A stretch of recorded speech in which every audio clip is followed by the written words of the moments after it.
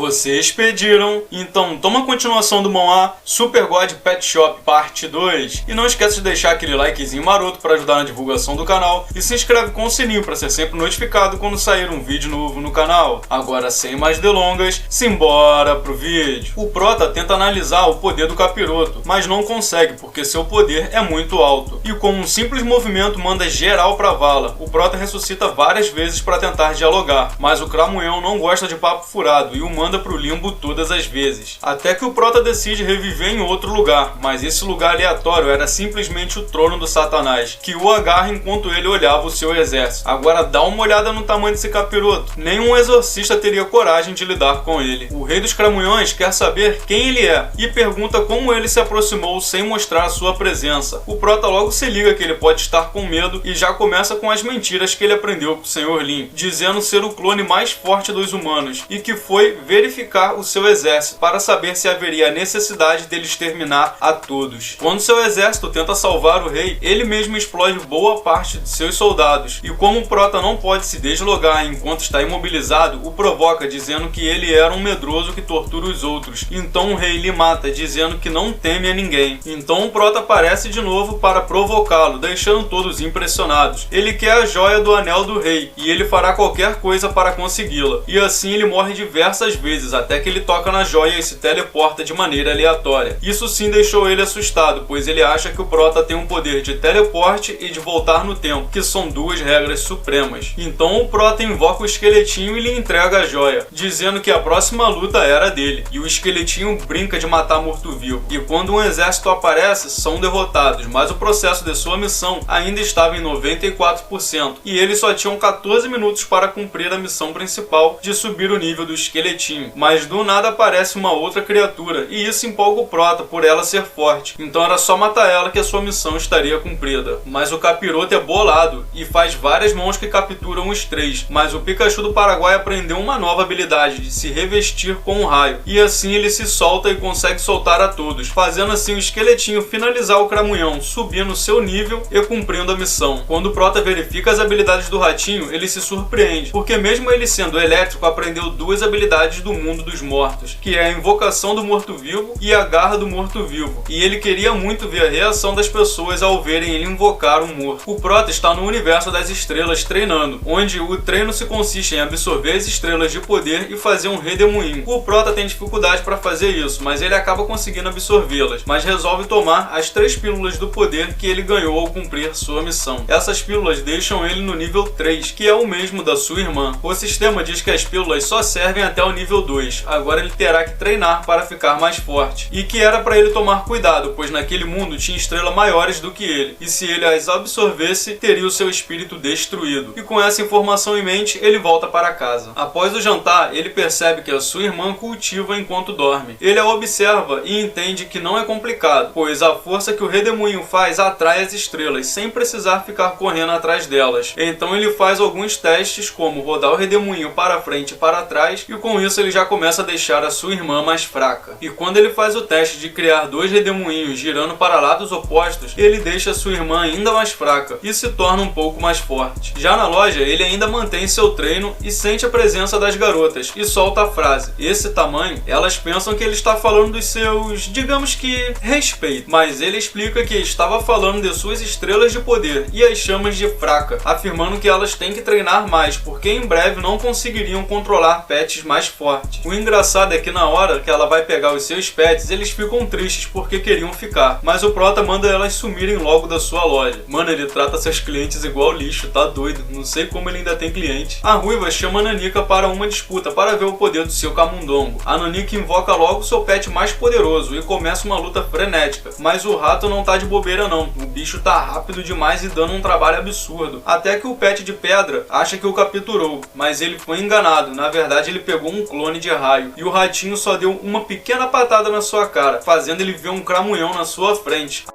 Acho que isso que é a garra do morto-vivo. O bicho fica com tanto medo que sai correndo, pega a sua dona e se tranca em uma espécie de casulo de pedra. E a ruiva fica toda boba pelo seu ratinho ter ficado ainda mais poderoso. Então ela retorna para o torneio e agora ela enfrenta o esquisito do Lidi. Mas o esquisito é esperto, ele invoca um pet de água já na intenção dela invocar seu pet mais forte, que é a Fênix. Isso deixaria a luta igualada, mas ele desiste dessa batalha já invocando um pet de pedra, que é forte contra fogo. Seu pet de pedra é uma aranha, que começa a atacar a Fênix com vários ataques de pedra, mas a Fênix se desvia de tudo e contra-ataca, mas não surge efeito algum, fazendo assim a aranha contra-atacar com uma teia muito resistente que prendeu os dois. Quanto mais se mexe, mais se machuca, e quando a ruiva já ia desistir da luta, a Fênix solta um poder sinistro, cortando a teia e a aranha, vencendo a luta. Todos ficam impressionados e dizem que esse ataque é o raio polar, mas o cara fica tão puto com sua derrota que ele invoca uma espécie de demônio tão poderosa que nem mesmo ele conseguia controlar. E quando a Fênix ia atacar, a fera gigante avança muito rápido e a derrota com apenas um golpe. E quando ela ia atacar a ruiva, uma rajada de energia negra e vermelha surge e bloqueia o seu ataque. Isso aí, rapaziada, o Camundongo entrou na batalha. A ruiva que está na torcida diz que o rato não foi invocado, pois ele sempre esteve ali ocultando a sua presença, e isso por si só é um feito absurdo. O rato já começa invocando dois cadáveres, e um deles tinha um escudo com a capacidade de suportar o ataque do demônio. Então o Camundongo avança com tudo e eles se colidem, mas o rato simplesmente atravessa o capiroto e só não venceu como quase o matou. Sim, ele mandou o Satanás de volta para o inferno. Já podem dar um crucifixo para ele e mandá-lo para o Vaticano para trabalhar como exorcista, porque esse ratinho aí, rapaziada, ele sim é de Deus. Só para você ter ideia, esse demônio era para ser proibido de ser usado nesse torneio, mas deixaram para testar o poder da garota. E o rato derrota esse capeta com apenas um golpe. O juiz sente a intenção assassina do rato e, ao ver a reação de besta da sua dona, deduz que ela perdeu o controle do ratinho e manda seu pássaro atacá-lo. Mas, meu amigo, o ratinho de Deus parecia estar possuído pelo cramunhão e já logo acerta o pássaro com o choque do trovão. O pássaro não gostou nem um pouco disso e para de obedecer seu mestre, e com isso gera uma batalha intensa. E quando a batalha já estava prestes a destruir toda a arena, sua mestra o elogia e sua expressão muda de Satanás para ratinho fofo de novo, e ele corre para brincar com ela. O juiz fica todo sem graça por ter achado que o ratinho estava fora de controle, mas no final a vitória foi para a waifuzinha. Já no pet shop, o prota assiste a um programa e percebe como é difícil de aumentar o nível de seus pets nesse mundo, e entende o porquê da garota ficar tão surpresa. Então ele já começa a bolar um plano para lucrar dinheiro, já que ele pode levar os pets para treinar até no inferno e aumentar seus níveis de maneiras insanas. O cara que o prota tinha quebrado o braço entra na loja todo feliz, fazendo várias piadas e fingindo que nada tinha acontecido. Até brinca, fingindo que vai dar um soco no prota, mas no final ele confessa que queria a sua ajuda e se ele não tinha interesse em exploração. Ele explica que vários anos atrás diversas fendas estelares instáveis surgiram, sendo usadas como pontes para outras estrelas. Algumas estrelas eram ricas em recursos, enquanto outras não tinham nada ou tinham bestas selvagens. Com isso, nações poderosas foram construídas, mas durou pouco tempo, já que começou uma guerra por poder, que acabou trazendo fome e miséria para o povo, sem contar que as terras estavam secando. Então eles fundaram a Federação dos Humanos, cujo seu objetivo era concentrar seus recursos na criação de mascotes de batalha e selecionar os melhores para enviá-los em busca de preciosas fendas estelares. Ele explica que uma nova fenda surgiu e que seu grupo foi o primeiro a encontrá-la, mas foram emboscados e até perderam uma raposígnea de cauda de sangue. E assim o sistema lhe entrega a missão secundária de resgatar a mascote. A sua recompensa é a escritura para a forja do corpo mágico, e a sua falha ele perderá 10 pontos. Então o prota aceita a missão para ter experiência de combate e aumentar o seu nível. Então ele leva Suping para conhecer os seus superiores, que se surpreendem quando ele diz que só tem 18 anos e que nessa idade era impossível alguém ser formado. Mas ele diz que não é de nenhuma academia, ele é autodidata. Com isso eles pedem uma prova de que ele seja poderoso, já que o lugar onde vão é muito perigoso. Ele disse que não tem problemas, mas diz que não está ali para se juntar à equipe, mas sim para salvar o mascote. Ele invoca o esqueletinho, que já chega com estilo, todo atrapalhado e perdendo a cabeça, fazendo assim os superiores ficarem meio bolados. Mas o prota manda o esqueletinho sacar seu sabre, deixando todos impressionados com a sua velocidade, e de quebra o esqueletinho cortou ao redor deles, sem que eles conseguissem acompanhar sua força e velocidade. cidade. Então o Prota é levado para fazer seu cadastro e depois para o Armazém Federal dos Pioneiros. Ele fica impressionado porque o lugar realmente tem muitas coisas valiosas. Então eles pedem para ele escolher algo que não seja muito caro para poder levar. E ele escolhe um método de treinamento básico para guerreiros de mascote. Seu amigo diz que é para ele escolher uma arma ou armadura para se defender, mas o Prota diz que não gosta de ficar devendo, por isso só quer levar isso mesmo. Mas mesmo assim lhe dão uma caixa com um traje e seu amigo diz que esse traje tem a capacidade de protegê-los de um ataque de uma besta de rank 5. Chegando no local, um dos responsáveis tenta tirar onda com o Prota e pergunta se qualquer um agora poderia explorar, mas o comandante diz que ele tem um conhecimento sobre mascotes astrais fora de série. Então ele manda o Prota seguir suas ordens lá dentro, pois para sobreviver tem que ser muito sangue frio. Mas quando ele vê a maneira que o Prota o encara, como se ele fosse um cadáver, ele se assusta e fica na dúvida se essa era realmente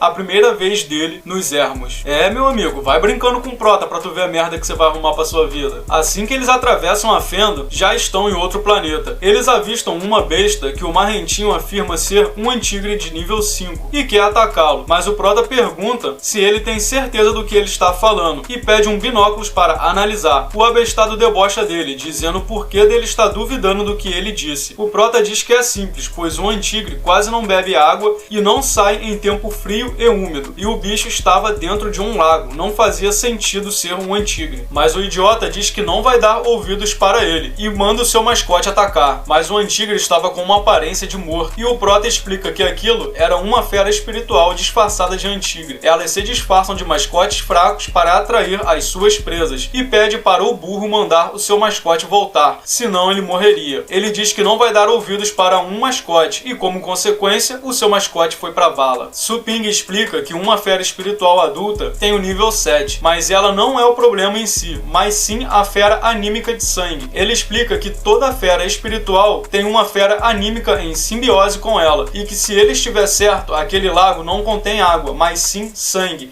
e que a fera anímica está dentro do lago. O Prota manda todos fugirem, porque se a fera espiritual está no nível 7, a fera anímica está no mínimo no nível 9. E meus amigos, olha o tamanho dessa fera comparado ao tamanho deles. O bicho é insano, e todos correm o mais rápido possível e invocam alguns pets para ajudar na fuga. Um dos oficiais analisa as rotas de fuga e diz que a leste tem várias feras desconhecidas, e por enquanto o oeste estava limpo. O burrão fala para eles irem pro oeste, já que estava limpo, mas como essa merda toda só está acontecendo por burrice dele, não ter ouvido o novato, o comandante resolve perguntar pro Suping qual seria a melhor rota para eles seguirem, e o Prota diz que seria ao leste, onde estavam as feras desconhecidas. Agora, por que será que ele escolheu o caminho com as feras desconhecidas, ao invés do caminho que por enquanto estava limpo? E quais tipos de fera os aguardam ao leste? Isso você só descobre metralhando o dedo no like e se inscrevendo com o sininho para ser sempre notificado quando sair um vídeo novo no canal. E eu vou deixar aqui nas telas finais duas séries para vocês tops demais. Uma é a do Mentiroso, para vocês largarem de ser bobo e aprenderem a passar a perna em geral, e a outra é do Ex-Corno, para você aprender a largar a mão de ser gado e ter foco para se tornar um milionário.